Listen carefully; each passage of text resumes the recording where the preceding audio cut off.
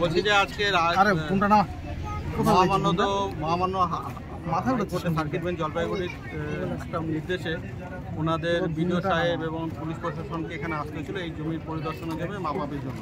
তো এই মামলা যেটা করা হয়েছিল সেখানে ইনা যারা গ্রামবাসী যারা এফেক্টেড পার্টি সেখানে ইনাদেরকে পার্টি করা হয়নি এবং সেই ব্যাপারে এনার তথ্য কিছু ছিল না। গত 19 তারিখে এনাদেরকে একটা পাবলিক নোটিশ দেওয়া হয়, যেটা ইলেকট্রিক পোস্টে টানানো হয় পোস্টে যে এরকম একটা আজকে সার্ভে হবে। তো সেই হিসাবে আজকে গ্রামবাসীরা এবং আমরা এসেছিলাম জায়গাটা দেখার জন্য।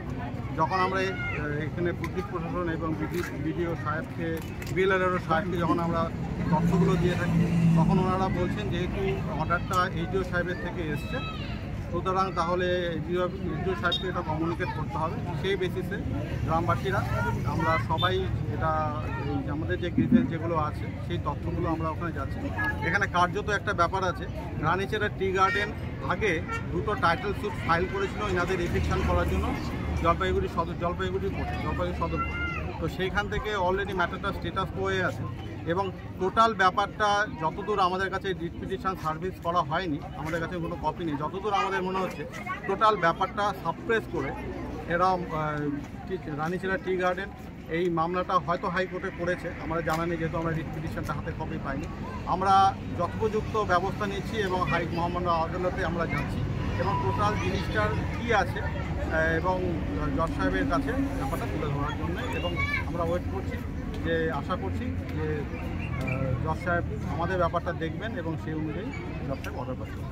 আজকে যদি সার্ভেটা হতো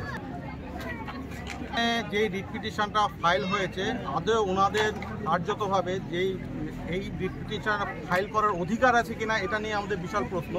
কেন কি যেহেতু দুটো মামলা সেম গ্রাউন্ডে গ্রাউন্ডে ওরা অলরেডি ডিস্ট্রিক্ট কোর্টে মামলা ফাইল করেছে, একই গ্রাউন্ডে ওরা হাইকোর্টে আসে কী করে এবং যারা এই মামলাতে কার্যত এফেক্টেড এবং তাদের মধ্যে ওরা নিজেরা সিভিল কোর্টে যারা পরিষ্কারভাবে বলেছে এই লোকগুলো দখল করে আছে, বেসিক্যালি সেই লোকগুলোকে পার্টি না করে ওনারা কী করে মামলাটা ফাইল করতে পারে এবং কী করে ওরা একটা অর্ডার বের করতে পারে এটা নিয়ে সন্দেহ আছে।